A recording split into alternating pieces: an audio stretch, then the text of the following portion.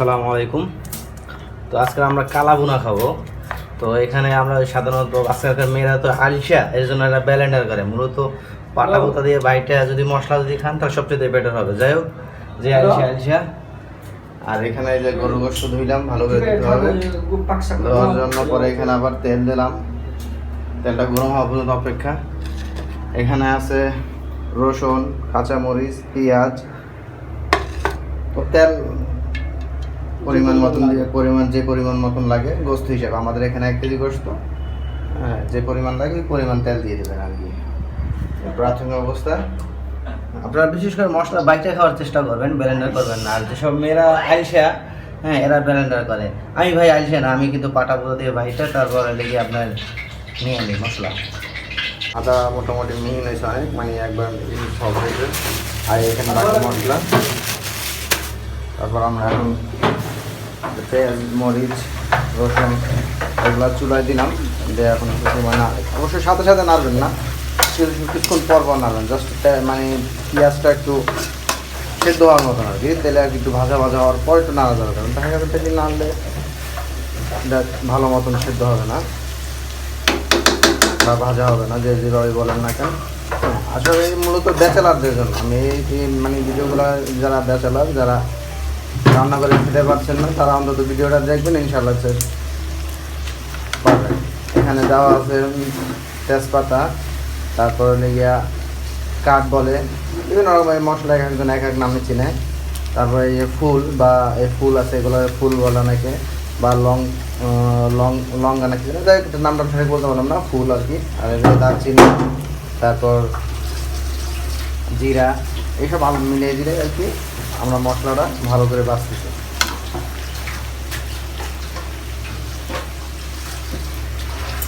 এখন লবণ দিব, লবণটা অবশ্য আপনাদের পরিমাণ মতন দিবেন।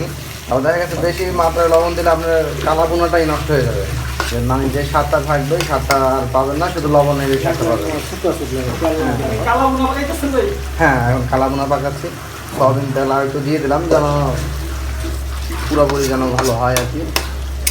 আসলে তেল একটু বেশি দিলে মানে মজা হয় তা না, রান্নার গুণেও মানে মজা হয়। গরুর গোশত কালা ভুনা যে বলেন না কেন।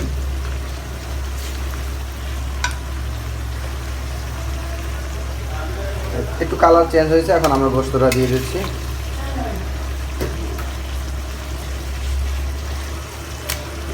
গোশতটা ভালো করে ভালো করে পরিষ্কার করে নিয়ে তারপর গোশতটা দিয়ে দেবেন।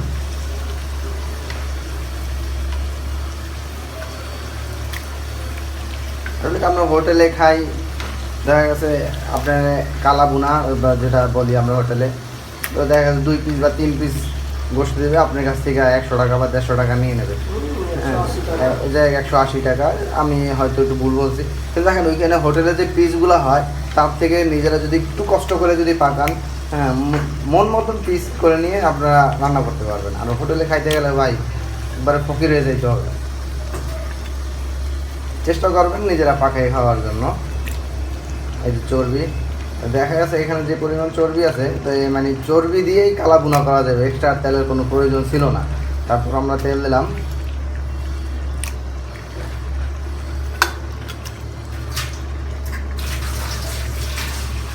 আমি একটু নাড়া দিয়ে দিই, মিক্স করে দিচ্ছি।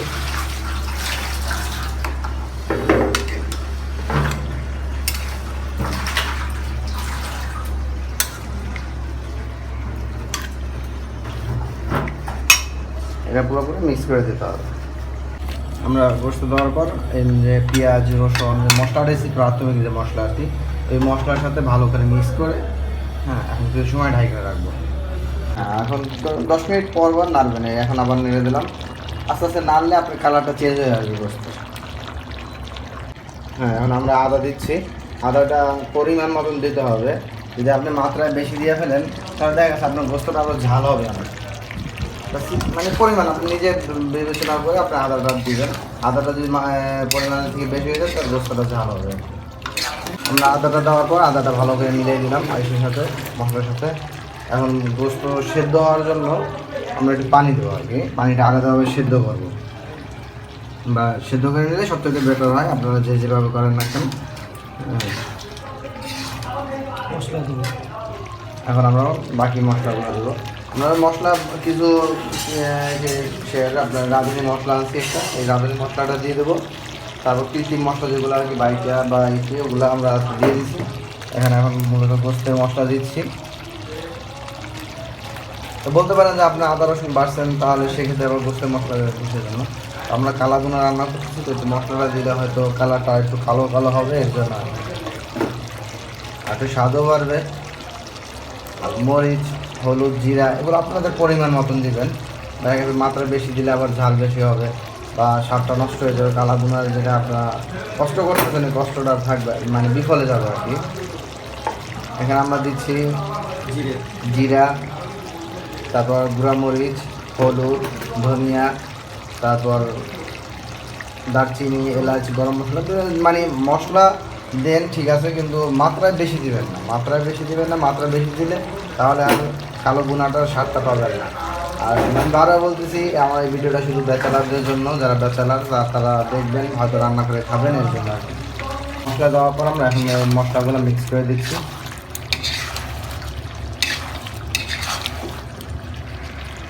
আস্তে আস্তে গোস্তের কালারটা চেঞ্জ হয়ে যাচ্ছে, আর আমরা যে চর্বিগুলো পাইছিলাম বা দিছিল, ওই চর্বিগুলো গইলে এই গোস্তের সাথে মিশে গেছে আর কি।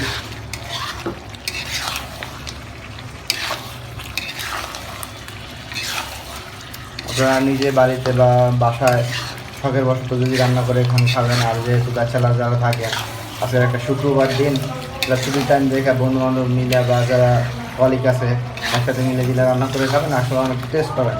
হোটেলে গোস্তের মানে কালা ভুনা বা গোস্ত রান্না খাইতে গেলে প্রায় বিশাল ব্যবহার খরচ। এখন আমরা এদিকে পানি সেদ্ধ দিচ্ছি, এটা পানি ফুটাবো আর কি, কিছু সময় পানি ফুটান। আপনি যদি পানি ফুটে যদি গোস্তের ভিতরে দেন, দেখা গেছে আর একটু সময় কম লাগবে, আর না তো বা দেখা গেছে সময়টা বেশি লাগবে। তো যারা কালা ভুনা রান্না করতে না পারেন বা তাহলে এই ভিডিওটা দেখবেন, দেখে আপনারা রান্না করবেন। আর নাহলে ভাই আমার দাওয়াত দেবেন, ইনশাল্লাহ আমি আপনাদেরকে রান্না করে খাওয়াবো। রান্না করে আমি খাওয়াবো না, আপনাদের ডিরেকশন দেবো। হ্যাঁ, আর যদি একান্ত আমাদের দাওয়াত যদি নাই দিতে পারেন, তো সেই ক্ষেত্রে আপনারা ইউটিউবটা আমার ভিডিওটা দেখবেন, দেখে রান্না করবেন, ইনশাল্লাহ হয়ে যাবে। আপনারা আর একটা কাজ করবেন, আপনার এই রান্না অবস্থায় একবার মশলা বা ঝাল লবণ এটা টেস্ট করবেন। দেখা গেছে যদি আপনার রান্নার শেষ তারপর যদি ঝাল লবণ টেস্ট করতে যান, তাহলে আর কিন্তু এটা আপনি আর পূর্বের মতন আর কী করতে পারবেন না। এই অবস্থায় যদি আপনি ঝাল লবণ টেস্ট করে যদি চেক করেন, যদি পরিমাণ থাকে তাহলে আলহামদুলিল্লাহ ভালো, আর না হলে আপনার মন মতন আপনারা দিয়ে নেবেন আর কি। পুরো মশলাটা দেওয়ার পর আপনারা কিছুক্ষণ পর নাড়বেন, যত নাড়বেন দেখা যাবে সেক্ষেত্রে আপনার মশলাটা গোস্তের সাথে ভালো মতন মিশবে। হ্যাঁ, আর নানার সময় অন্তত দেখবেন যেন নিচের থেকে করে, মানে খুন্তি যেটা আর কি গোস্ত নাড়েন ওইটা নিচ থেকে নাড়বে, নাড়ে দেখে নিচে লাগিয়ে যেতে পারে। এদিকে পানি গরম হইতেছে, মানে যে পানিটা গরম ফুটাইছে আর কি, সেটা অবশ্যই পানিটা দেব। পানি আপনি যত দিবেন দেখা করে আপনার পরিমাণ মতো দেবেন, যত দেবেন তত তাড়াতাড়ি পানি দিলে সেদ্ধ হবে। গোস্তটা আপনি বেশি সেদ্ধ করতে চান বা নরম করতে চান, যাই বলেন না কেন, আপনার বেশি করে পানি দিতে হবে। আপনি পানি দেন তো অনেক সময় ফুটলে আপনার গোস্তটা তাড়াতাড়ি বা ওরকমের নরম হবে, সেদ্ধ হবে।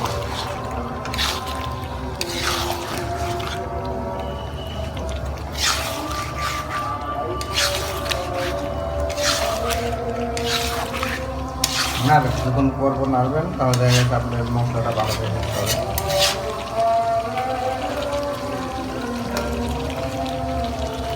হ্যাঁ, এখানে আপনারা কেউ প্রশ্ন করতে পারেন যে ভিতরে আলু কেন।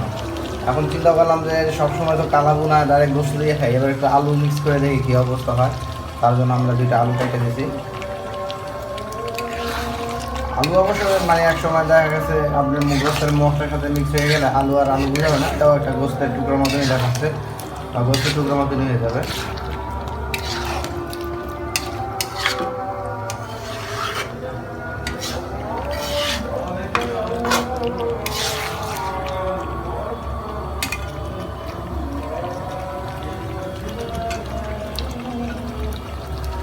আপনাদেরকে দাওয়াত দিলাম, আপনারা আসবেন খাইতে, কিন্তু আসার আগে আপনারা ভালো মন্দ নিয়ে আসবেন, মিষ্টি দই মিষ্টি নিয়ে আসবেন।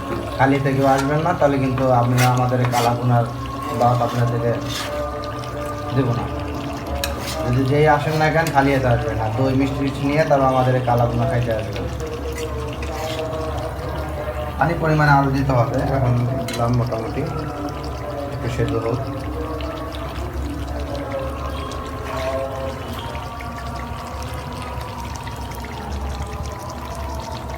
হ্যাঁ, আস্তে আস্তে কিন্তু মশলার কালারটা চেঞ্জ হয়ে গেছে, তারপর গোষ্ঠের কালারও চেঞ্জ হয়ে গেছে।